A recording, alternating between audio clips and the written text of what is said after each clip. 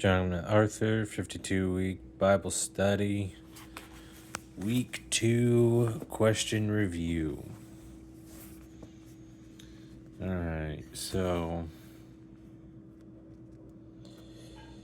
it was God's plan for Joseph to go into Egypt. What are some ways in which God was leading the events in Joseph's life behind the scenes? So it is reference. So I don't know how to answer this one, so I'm kind of skipping the answer to that, but I'm going to go ahead and read the question here, or the verses. So that's Genesis chapter 37, verses 12 through 36.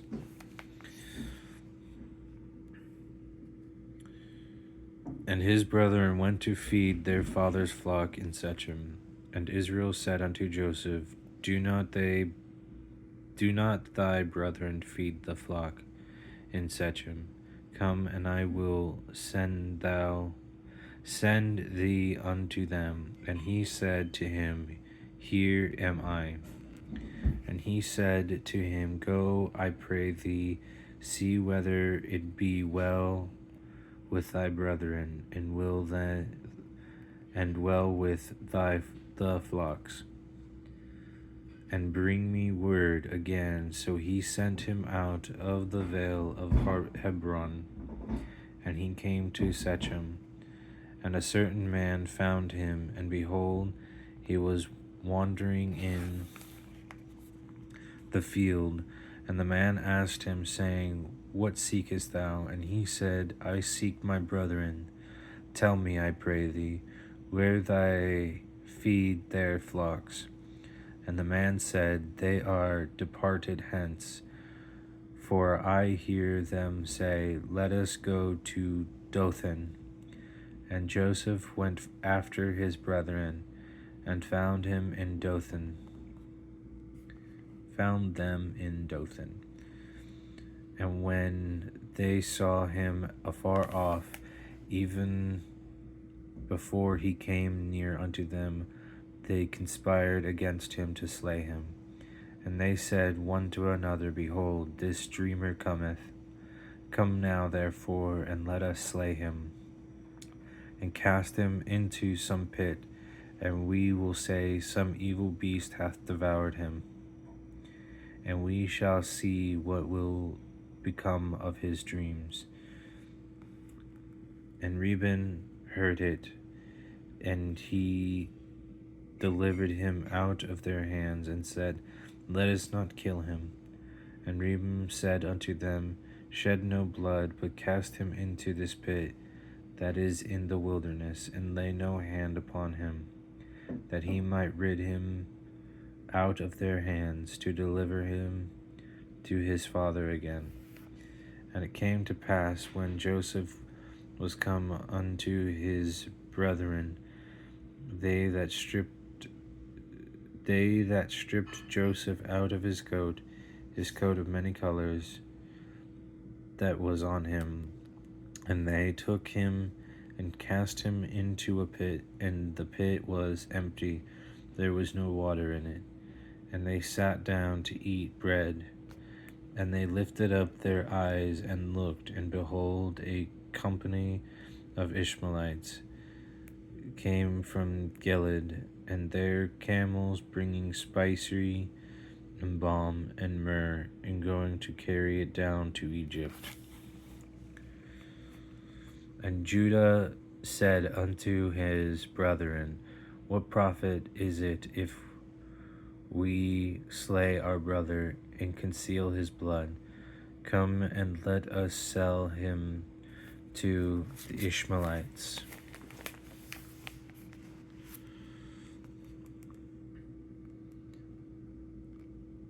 And let not our hand be upon him, for he is our brother and our flesh. And his brethren were content. Then there passed by Midianites, merchantmen, and they drew and lifted up Joseph out of the pit and sold Joseph to the Ishmaelites for 20 pieces of silver. And they brought Joseph into Egypt. And Reuben returned unto the pit, and behold, Joseph was not in the pit, and he rent his clothes. And he returned unto his brethren, and said, The child is not, and I, whither shall I go? And they took Joseph's coat, and killed a kid of the goats, and dipped the coat in the blood. And they sent the coat of many colors, and they brought it to their father, and said, This have we found. Now know whether it be thy son's coat or not. And he knew it, and said, It is my son's coat. An evil beast hath devoured him. Joseph is without doubt rent in pieces. And Jacob rent his clothes, and put sackcloth upon his loins, and mourned for his son many days. And all his sons and all his daughters rose up to be comforted. And he said, For I will go down into the grave unto my son mourning. Thus his father wept for him.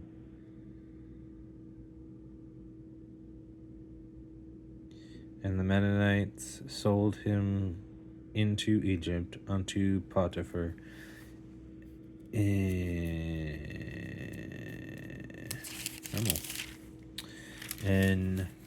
officer of Pharaoh's, and a captain of the guard.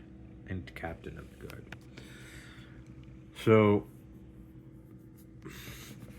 back to the question. It was God's plan for Joseph to go into Egypt. What are some ways in which God was leading the events in Joseph's life behind the scenes? I feel like this question is a little assumptuous, because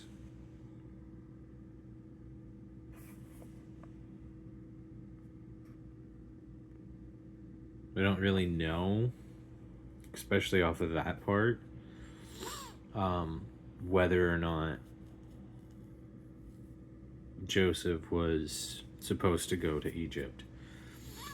Now, because he wound up in Egypt, then it's a good assumption, but it's not, in my opinion, it's not something that we should just assume. But the way he was working behind the scenes in his life, I also don't know. I don't know how to answer that part. I've thought about it, and I just can't think of an answer for y'all. But if y'all have an answer for me, leave it down in the comments, and we'll discuss it. Because, I'm still definitely learning. And this Bible study is definitely like a beginner's Bible study. Like it's a very, like, it skips a lot of sections. Like if you're new to the Bible and you kind of just want to get like a gist of it, then this is like a good starter Bible study guide. But I do recommend reading the whole Bible through and through to have a better understanding of it. But going on to question 2, why did God allow Joseph to suffer mistreatment first at the hands of his brothers, and then in Potiphar's household, when he had done nothing to deserve it? We're going to go to Genesis chapter 37, verses 19 through 36, and then we're going to go to chapter 39, verses 6 through 20.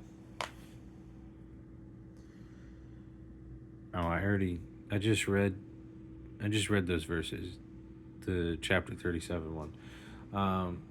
So we're going to go ahead and read the chapter 39, 6 through 10.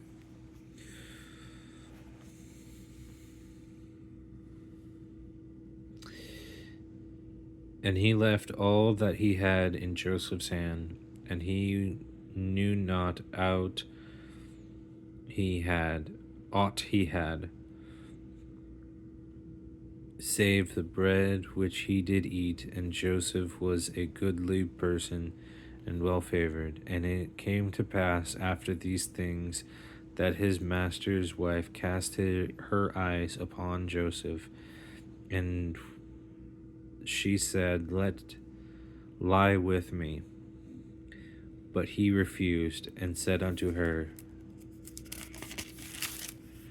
unto his master's wife, Behold, my master's what wooteth not what is with me in this house, and he hath committed all that he hath to my hand. There is none greater in this house than I, neither hath he kept back anything from me but thee, because thou art his wife. How then can I do this great wickedness and sin against God?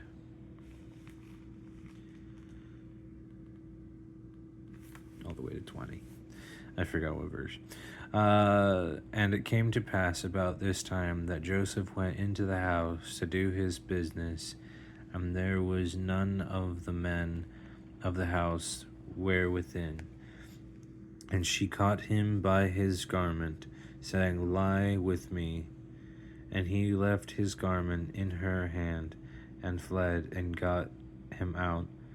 And it came to pass, when she saw that he had left his garment in her hand, and was fled forth, that she called unto the men of her house, and spake unto them, saying, See, he hath brought in an Hebrew unto us to mock us.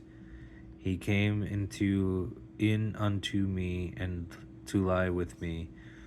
And I cried with a loud voice. And it came to pass, when he heard that I lifted up my voice and cried, that he left his garment with me, and fled, and got him out.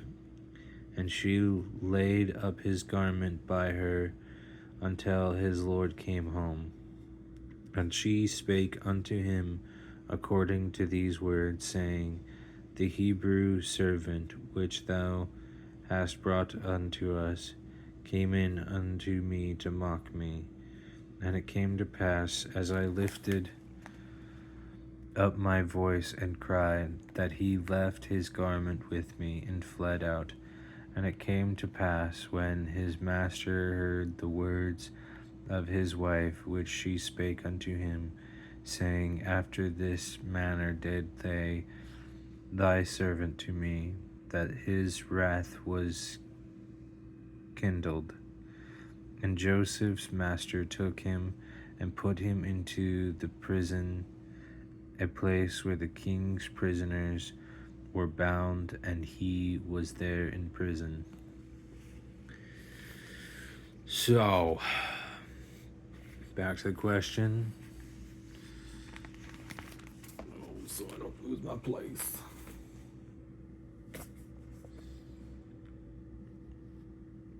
Why did God allow Joseph to suffer mistreatment first at the hands of his brother, and then in Potiphar's household when he had done nothing to deserve it?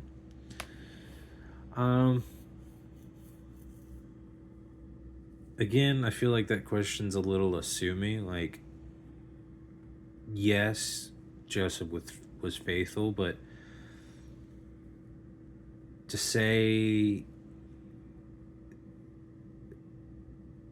well, and then that's me, and I guess that's me just putting my own 2 cents in from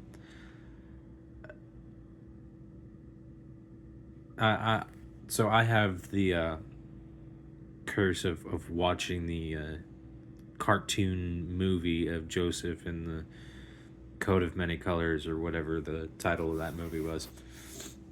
And so I don't know if I can honestly answer these without that movie influencing my answer, um, or my thought process. But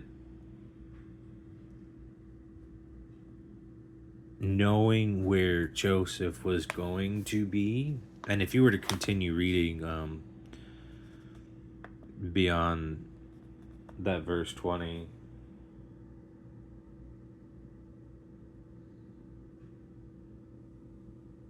yeah, if you were to finish reading chapter 39, you would learn that he wasn't in prison very long when he was given charge of the prisoners.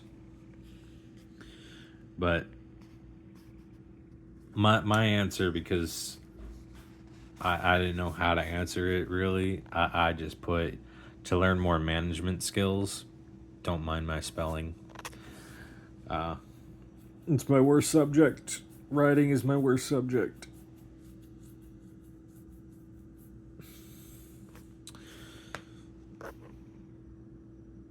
Whether that's the right answer, I don't know. It's just an answer that I was able to give. It's a lot more than I could say for question 1, because that's that I don't even know where to begin with that one, how to answer it. So moving on to third question. How had God prepared Joseph to become second in command in Egypt when Pharaoh gave him that role?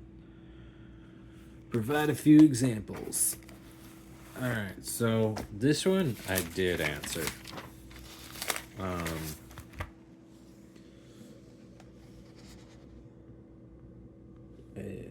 But before I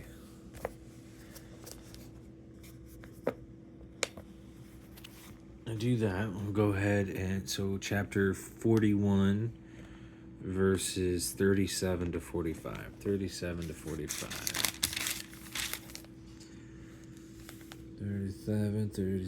37, right over here. And the thing was good in the eyes of Pharaoh, and in the eyes of all his servants. And Pharaoh said unto his servants, Can we find such a one as this is, a man in whom the Spirit of God is? And Pharaoh said unto Joseph, Forasmuch as God hath showed thee all this, there is none so discreet and wise as thou art. Thou shalt be over my house, and according unto thy word shall all my people be ruled. Only in the throne will I be greater than thou. All the way to 45. And Pharaoh said unto Joseph, See, I have set thee over all the land of Egypt. And Pharaoh took off his ring from his hand, and put it upon Joseph's hand, and arrayed him in vestures of fine linen, and put a gold chain about his neck. And he made him to ride in the second chariot with which he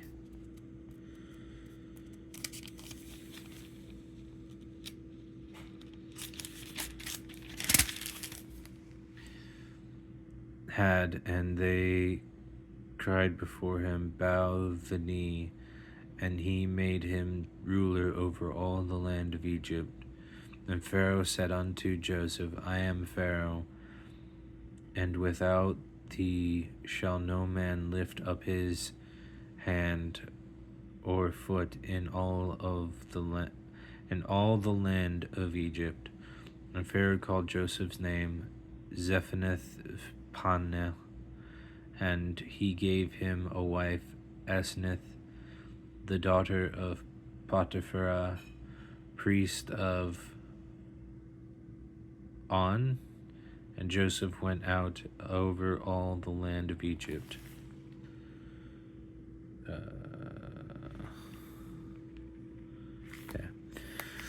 So this one I was able to answer. Very different. It was, because when it comes to giving examples, I can do that.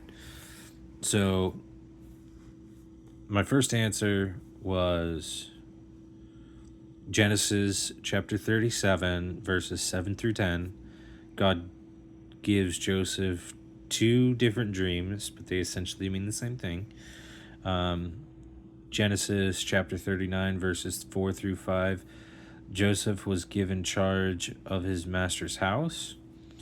And then Genesis chapter 39, verse 22, Joseph was given charge of the prisoners.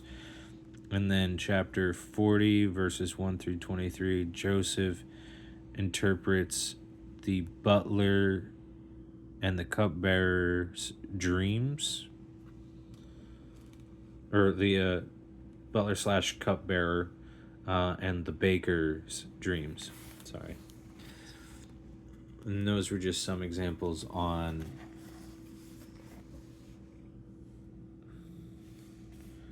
what I think the answer was for how God prepared Joseph to be second in command.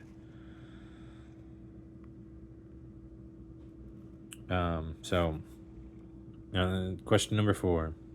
Why do you think God sent such a horrific drought or famine on the world? What were his purposes and what were his provisions? So, chapter 41, verses 53 through 57.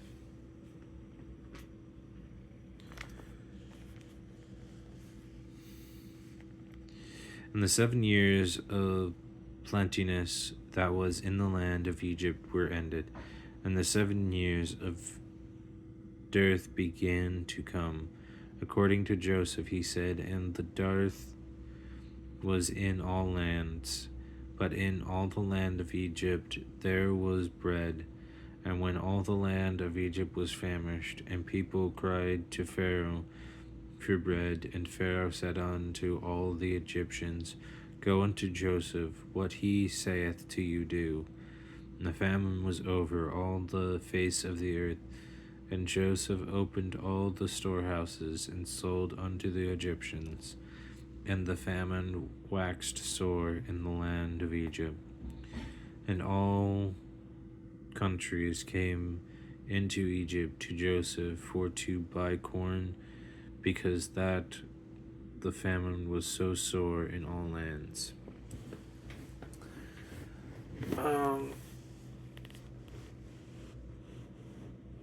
I don't know why God sent the famine or caused the famine. I don't know why.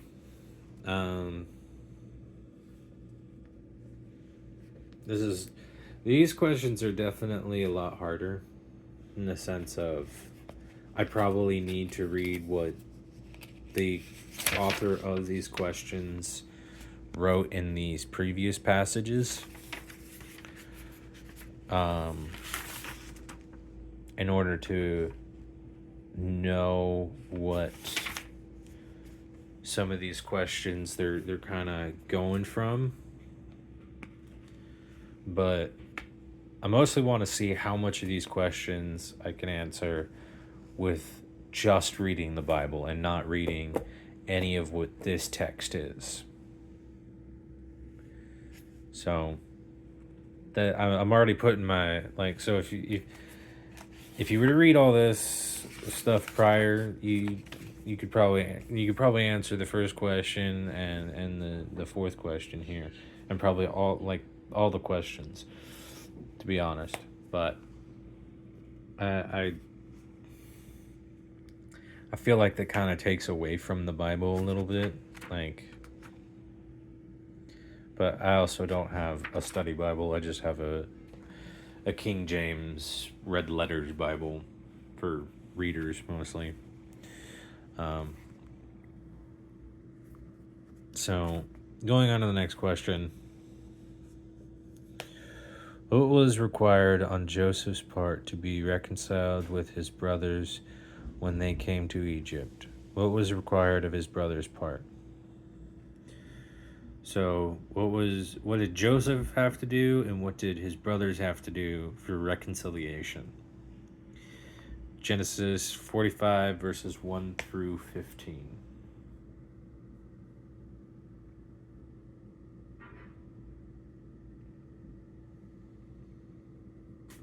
Okay.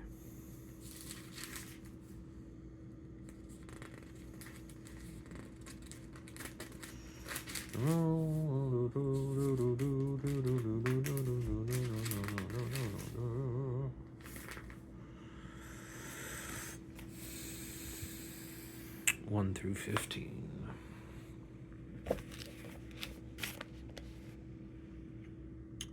Then Joseph could not refrain himself before all them that stood by him, and he cried, 'Cause every man to go out from me.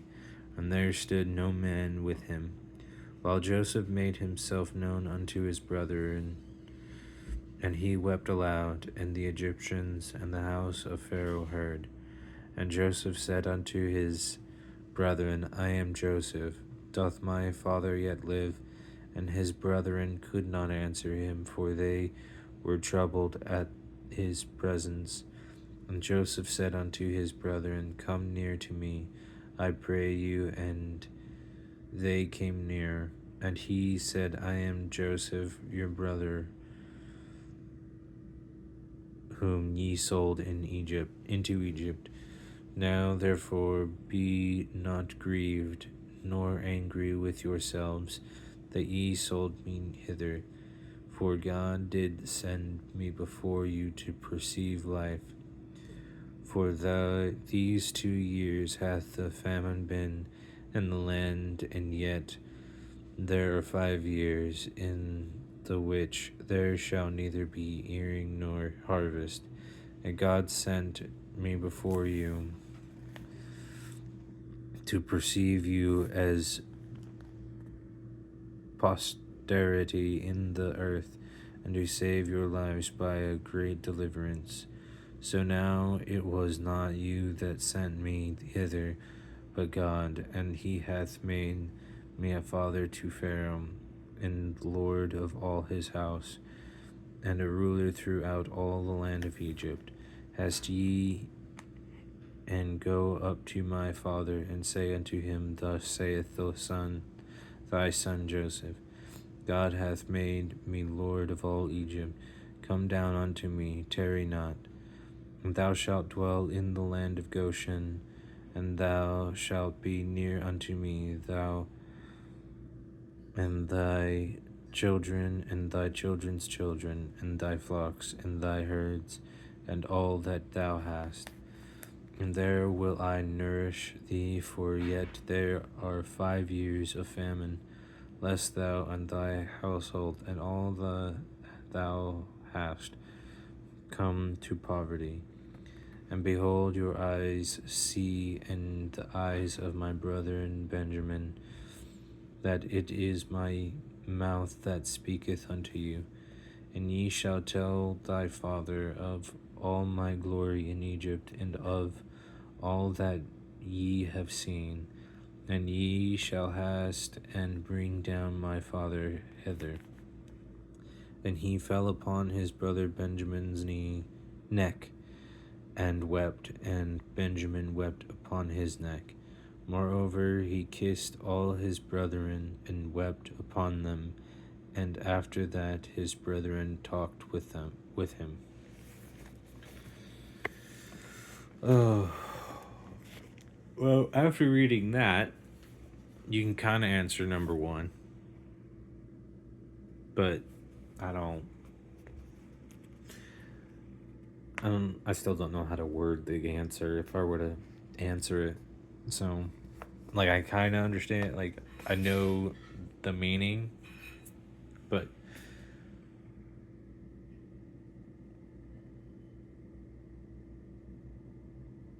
I don't know how to answer it. That's all I'm going to say. So, for question 5, though, what was required of Joseph and his brothers for reconciliation? Uh,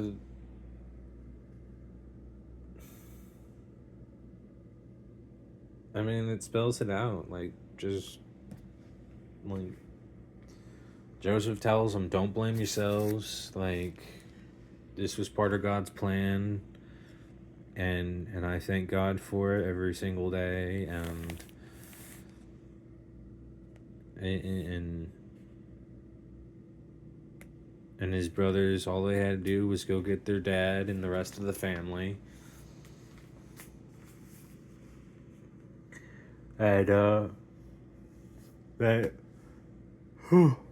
that was pretty much it's they just needed to talk. But forgive one another is the big part. Alright, so moving on. Turning to the book of Exodus, if you had been in Moses' position, how would you have responded to God's command to lead the Israelites out of Egypt? Oh, I didn't even use my text for...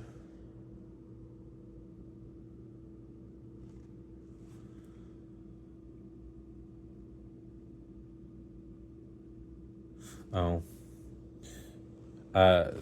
For question 4, what was God's provisions? I said Joseph was God's provisions. Like, he sent Joseph. Get over yourselves. I didn't even look at my answers for it. It was like me pulling things out of my butt. What did I say for 5? Joseph was to tell his brothers that he does not blame them or curse them for selling him into slavery and that they are forgiven. The brothers were to go and get their father as well as the whole family and let them know that Joseph is alive and for them to live in Goshen. All right, now we go to Exodus. All right. That's Exodus chapter 3, verse 7 through 10.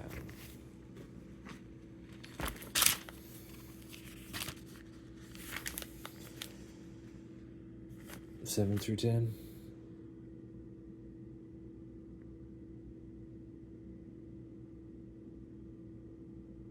Yeah.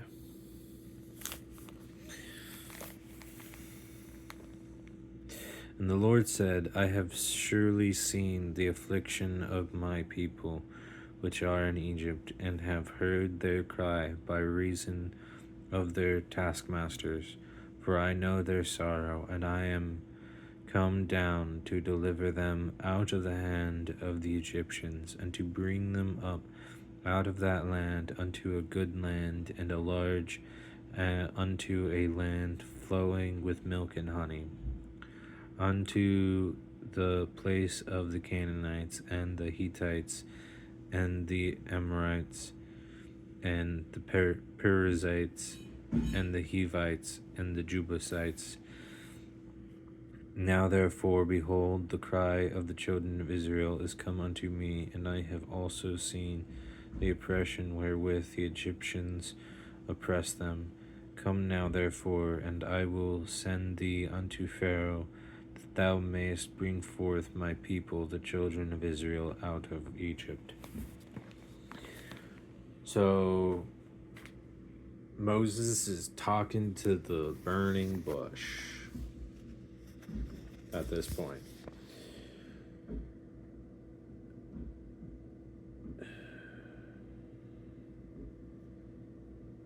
So for my answer, I'm going honest. Like, and in my current state of mind, I mean, it's slowly transforming and no longer being like this, but it's still a little bit like this. So because of my ego and want for me to be the center of attention, I would hear God out. Now, the fact that I'm talking to a burning bush, I'd run, so I'd probably never even have the conversation with God. But there's a reason why. Uh, but I know one day I'll no longer be like that when it comes to God's word. We'll all have faith.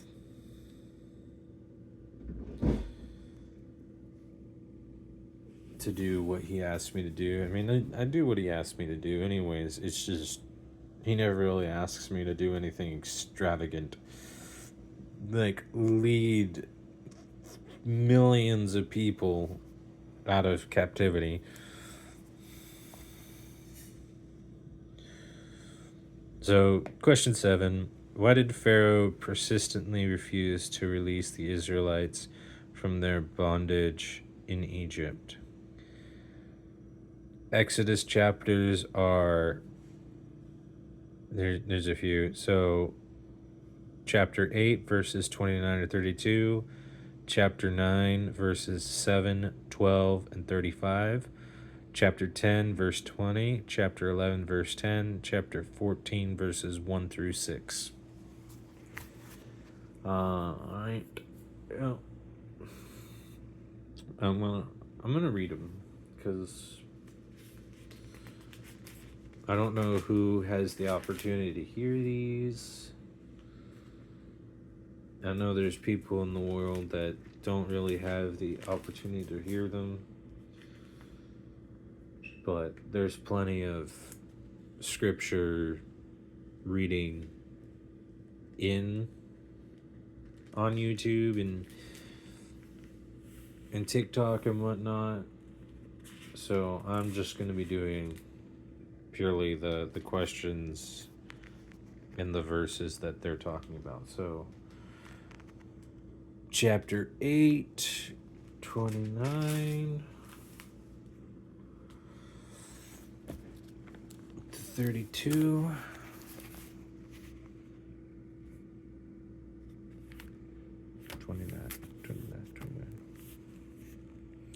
And Moses said, behold, I go out from thee, and I will entreat the Lord that the swarms of flies may depart from Pharaoh, from his servants, and from his people tomorrow. But let not Pharaoh deal deceitfully any more in not letting the people go to sacrifice to the Lord.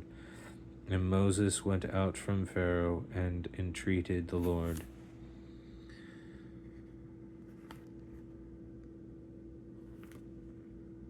And the Lord did according to the word of Moses, and he removed the swarms of flies from Pharaoh, from his servants, and from his people. There remained not one, and Pharaoh hardened his heart at this time also, neither would he let the people go. Chapter 9. And Pharaoh sent, and behold, there was not one of the cattle of the Israelites dead, and the heart of the Pharaoh was hardened, and he did not let the people go. Verse 12. Come on. 12. And the Lord hardened the heart of Pharaoh, and he hearkened not unto them, as the Lord had spoken unto Moses.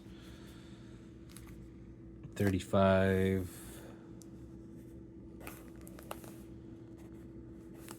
I can count, I swear. And the heart of Pharaoh was hardened, neither would he let the children of Israel go, as the Lord had spoken to Moses. Chapter 10, verse 20.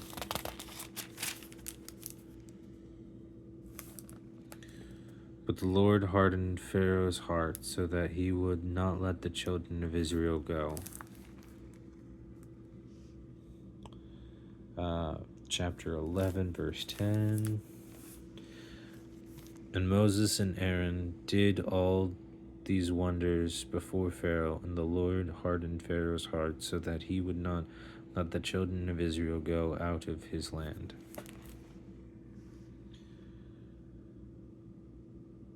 Chapter 14.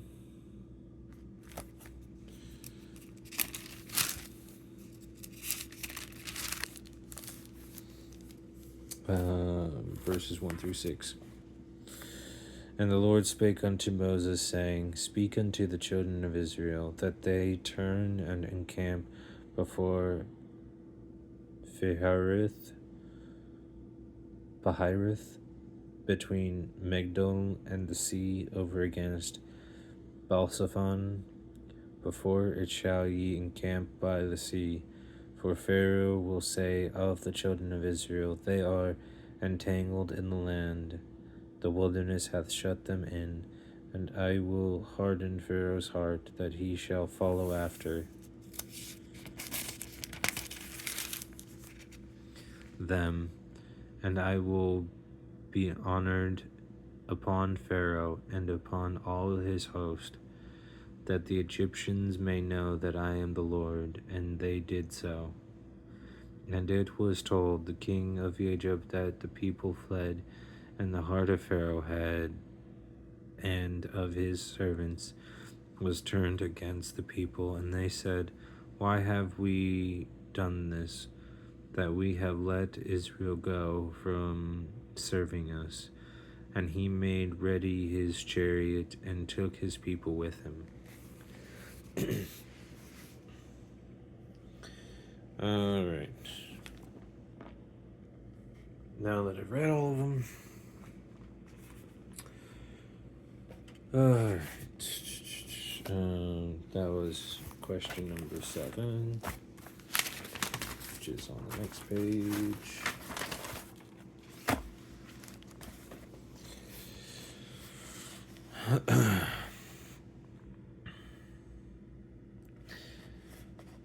And you probably, I had to read more than just what the question originally gave as reference to get my answer. But my answer is, the reason why is because fear and greed, as well as not believing in the Hebrew God. So I had to cheat a little bit. I used Google to get that answer as well. I got like the not believing in the Hebrew God I got from Google, but the fear and greed was me.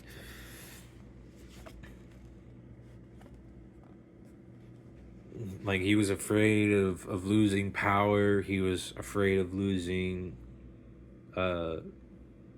essentially free labor.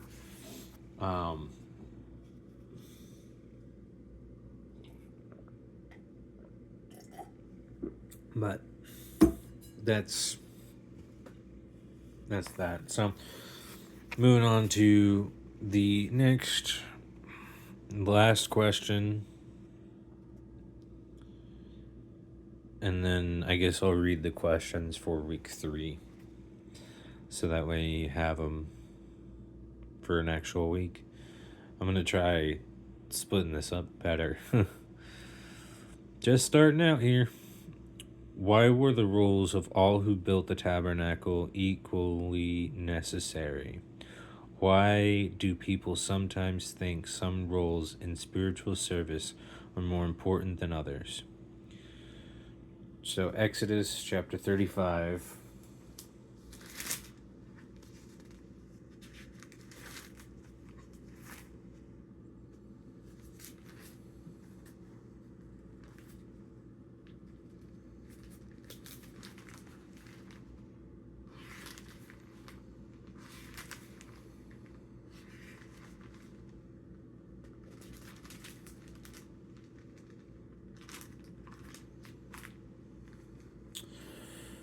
Verses 4 through 35.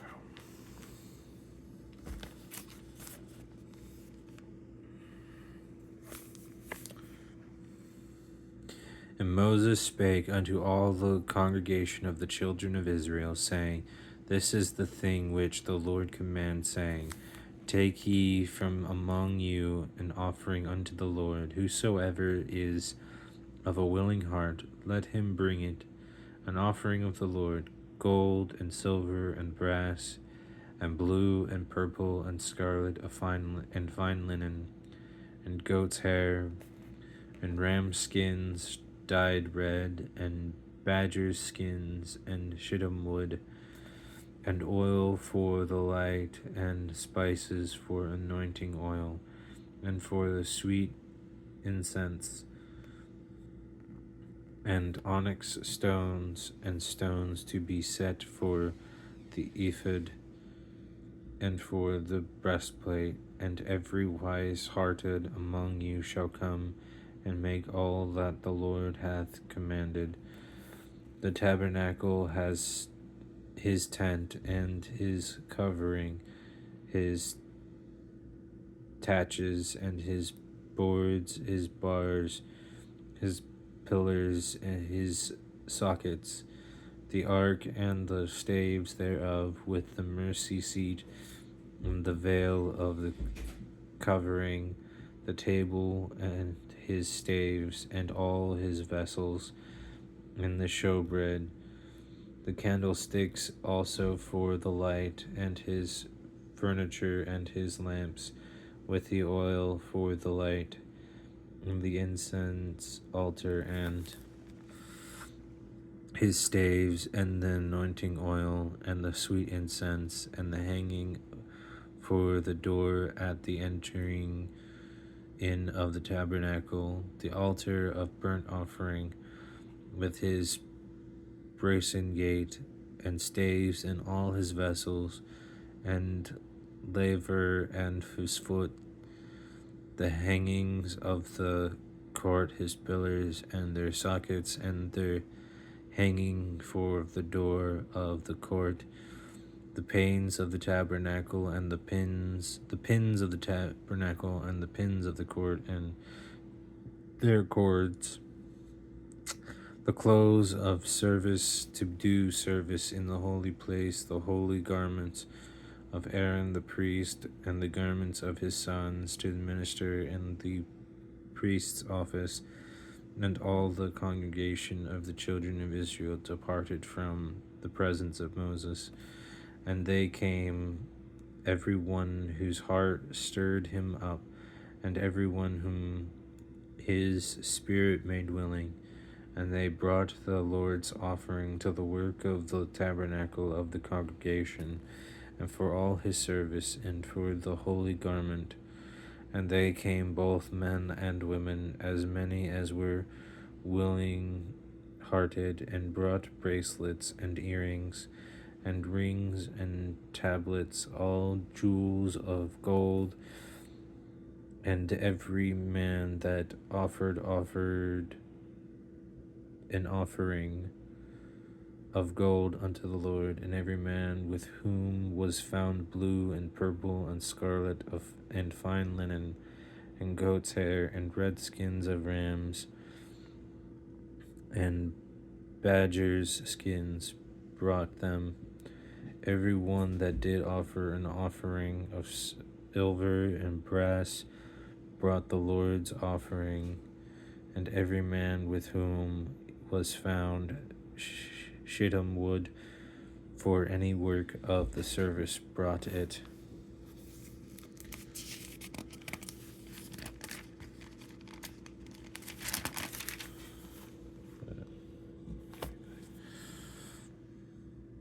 And all the women that were wise-hearted did spin with their hands, and brought with that which they had spun, both of blue and purple, and of scarlet, and of fine linen. And all the women whose heart stirred them up in wisdom spun goat's hair. And the rulers brought onyx stones, and stones to be set for the ephod, and for the breastplate, and spices and oil for the light, and for the anointing oil, and for the sweet incense, The children of Israel brought a willing offering unto the Lord, every man and woman whose heart made them willing to bring for all manner of work, which the Lord had commanded to be made by the hand of Moses. And Moses said unto the children of Israel, See, the Lord hath called by name Bezalel, the son of Uri, the son of Hur, of the tribe of Judah, and he hath filled him with the Spirit of God, in wisdom, in understanding, and in knowledge, and in all manner of workmanship, and to devise curious works, to work in gold, and in silver, and in brass, and in the cutting of stones, to set them, and in carving of wood, to make any manner of cunning work. And he hath put in his heart that he may teach, both he and Aholab, and son of Ishmach, of the tribe of Dan. Them hath he filled with wisdom of heart, to work all manner of work of the engraver, and of the cunning workman, and of the embroiderer, in blue, and in purple, in scarlet, and in fine linen, and of the weaver, even of them that do any work, and of those that devise cunning work. Whew. Okay, so there's a lot going on there, in the sense of there's a lot of materials from different walks of life. So the way I answered this is I started off with Jack of all trades, master of none. Now, I know I'm butchering that saying. I can't remember how that saying goes.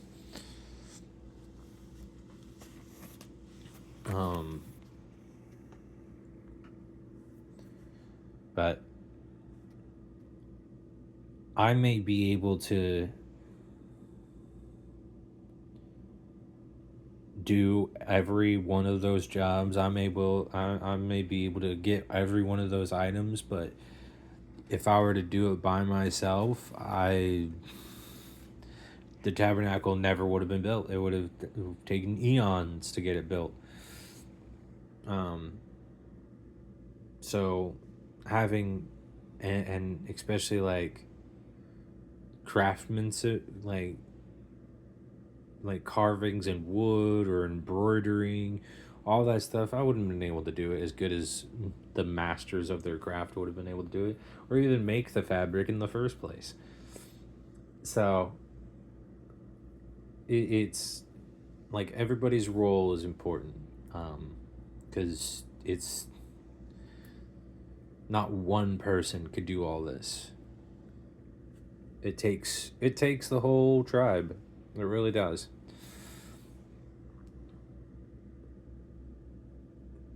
And then to answer the next question, which is, why do people sometimes think some roles in spiritual service are more important than others? So the way I answered this one is this: even though in God's eyes there is no difference between a high priest and a peasant or even a slave at times, we as humans like to put into categories and give value to those categories based on our own viewpoint, whether it be lowering ourselves and making others idols, or ourselves seeking to be the center of attention.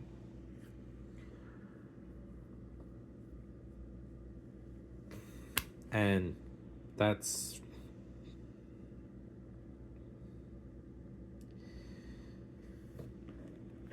it's a lot taken. So I'm going to go ahead and read the questions for week 3, so that way you have like a full week to study these questions instead of one day. I'm going to try to be better at this. So, Bible study from John MacArthur. Question 1 of week 3. How did the sacrificial system emphasize the holiness of God and the high cost of Israel's sin? When have you been confronted by the seriousness of sin? We're going to start in Leviticus. I'm guessing that's chapters 1 through 5. Oh boy, I'm going to have fun reading that on video. How would you describe the events that took place on the Day of Atonement? What role did the scapegoat play in the Day of Atonement ceremonies? This is referencing Leviticus chapter 16, 1 through 34. What was the purpose of the feasts of the Lord? How many of these feasts are described in Leviticus chapter 32, verses 1 through 44? Why did God want his people to celebrate them? Why were the Israelites not content with the manna that God mercifully provided to them in the wilderness? You can read that in Numbers 11, in Numbers chapter 11, verse 4 through 6. What is needed to find contentment? What led Miriam and Aaron to rebel against Moses, and how did God respond to it? How did their attitude differ from Moses' attitude? Numbers chapter 12, verses 1 through 16. Why did the 10 spies say the Israelites could not defeat their enemies? Book of Numbers, chapter 13, verses 12 through 29. Why did Joshua and Caleb say they could defeat them? Book of Numbers, chapter 13, verse 30, chapter 14, verses 6 through 9. Why was Balaam under the curse unable to curse Israel? Book of Numbers, chapter 22, verses 1 through 6. How did Balaam ultimately earn the money that Balak paid him to curse them? Book of Numbers, chapter 25, verses 1 through 3. Why does God reveal about his character through the story of Balaam? Book of Numbers, chapter 22, verses 4 through 24. Okay, so it's chapter 22, start at verse 4, read all the way through chapter 24 to all the way to verse 25. And what do we learn of human nature? So those are all fun questions to think about for next week. I will either post them on Monday or on Tuesday. Depends if I remember or not. But it'll probably be on Monday. I hope y'all have a blessed day. And thank you. If you want to see more, it helps if you like and subscribe. It lets me know that you actually like what I'm doing. So, again, hope you all have a blessed day, and God bless. Bye.